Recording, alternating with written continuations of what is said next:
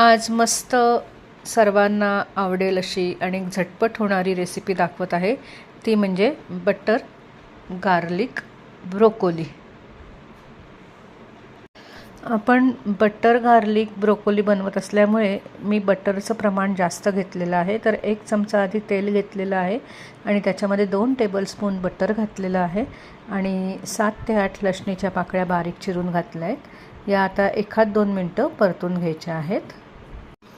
लसूण परतून झाल्यानंतर आता याच्यामध्ये मी 2 हिरव्या मिरच्या आणि 1 कांदा बारीक चिरून याच्यात घातलेला आहे आणि हे सुद्धा 2-1 मिनिटं छान परतून घ्यायचं आहे।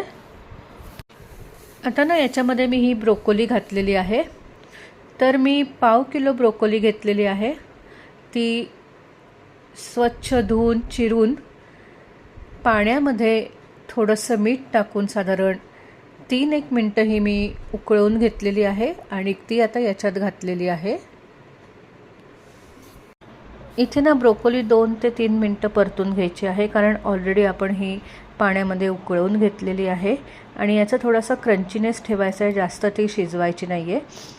आता याच्यामध्ये मी 1 चमचा मिरपूड घातलेली आहे आणि थोडंसं मीठ घालायचं आहे, कारण ब्रोकोली उकळवताना सुद्धा मीठ घातलेलं आहे आणि बटरमध्ये सुद्धा मीठ आहे, त्यामुळे थोडंच मीठ घालायचं आहे।